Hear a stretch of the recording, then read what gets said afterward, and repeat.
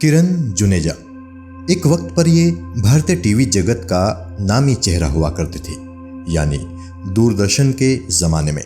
शुरुआत से ही कला के प्रति किरण जुनेजा का रुझान बहुत ज़्यादा था।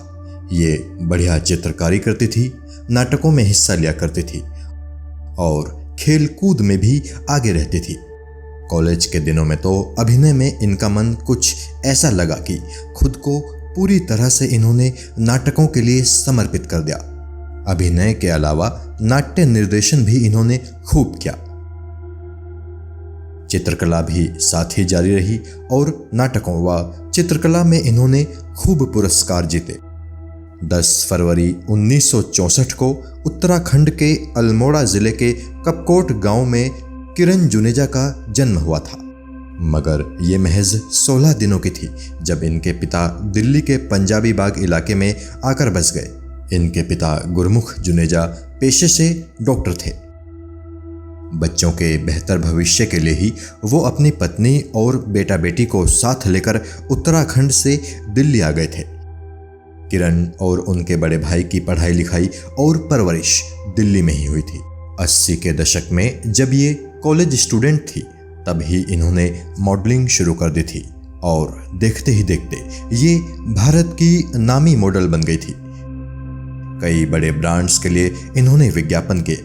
साल 1984 में शाहीन नाम की एक फिल्म से किरण जुनेजा का फिल्मी करियर भी शुरू हो गया था। साथ ही कुछ टीवी शोज में भी इन्होंने अहम किरदार निभाए थे, जैसे पेइंग गेस्ट और वाह जनाब। फिर तो टीवी की दुनिया में ये इतनी मशहूर हुई कि इनके खाते में दूरदर्शन के कई नामी शोज आए, जैसे ये जो है जिंदगी, किस्मत, स्वाभिमान, जुनून, सुराग व और कई। लेकिन जिस शो में इनकी एक्टिंग की तारीफ लोगों ने सबसे ज़्यादा की वो था बुनियाद। बुनियाद में ये हवेली राम की बहन वीरावली बनी थी। वीरावली का इनका वो किरदार इतना मशहूर हुआ कि उस वक्त कई नौजवान लड़के इनसे शादी करने के ख्वाब भी देखने लगे थे। एक दफ़ा तो दिल्ली के इनके घर पर एक माँ बेटा पहुंच गए। उस लड़के की माँ ने किरण जी की माँ से कहा कि मेरा बेटा वीरावली से शादी करना चाहता है, आप इसकी शादी वीरावली से करा दीजिए। हम लोग अच्छे घर के लोग हैं, रुपए पैसे से भी मजबूत हैं। तब इनकी माँ ने उन माँ बेटों को बड़ी मुश्किल से समझाया कि जो स्क्रीन पर आपने वीरावली को देखा है वो असल जिंदगी में वैसी बिल्कुल भी नहीं है, वो उससे ठीक उलट है और फिलहाल वो शादी करने वाली भी नहीं है।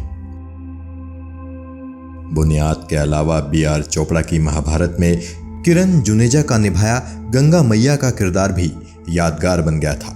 जिस वक्त B.R. चोपड़ा ने पहली दफ़ा महाभारत के लिए किरण जुनेजा से बात की थी तब वो इन्हें गांधारी के रोल में कास्ट करना चाहते थे, पर चूंकि उन्हीं दिनों ये बुनियाद की भी शूटिंग कर रही थी तो इन्होंने चोपड़ा साहब से कहा कि गांधारी का रोल तो बहुत लंबा है, मेरे लिए इसे करना मुश्किल है क्योंकि बुनियाद की शूटिंग में मेरा काफ़ी वक्त लग जाता है।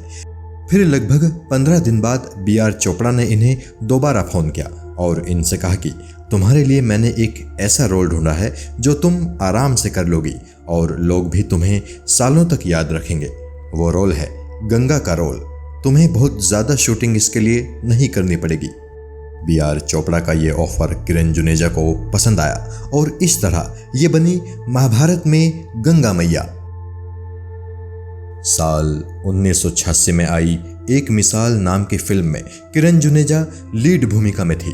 उस फिल्म में इनका किरदार बड़ा मजबूत था और इन्होंने वो किरदार अच्छी तरह से निभाया भी, पर चूंकि उस फिल्म को बॉक्स ऑफिस पर कोई सफलता नहीं मिल पाई थी तो इसके बाद किरण जुनेजा कभी दोबारा फिल्मों में मुख्य हीरोइन नहीं बन सकी।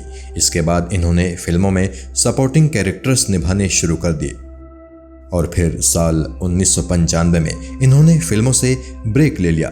हालांकि कुछ टीवी शोज में ये काम करती रही मगर वो भी काफ़ी कम था। और जब साल 2005 में किरण जुनेजा ने बंटी और बबली फिल्म से सिल्वर स्क्रीन पर दोबारा वापसी की तो ये माँ की भूमिकाओं में नजर आने लगी और फिर तो कई फिल्मों में इन्होंने माँ के रोल्स निभाए। साथ ही साथ ये दूसरी तरह के सपोर्टिंग कैरेक्टर्स भी निभाने लगी।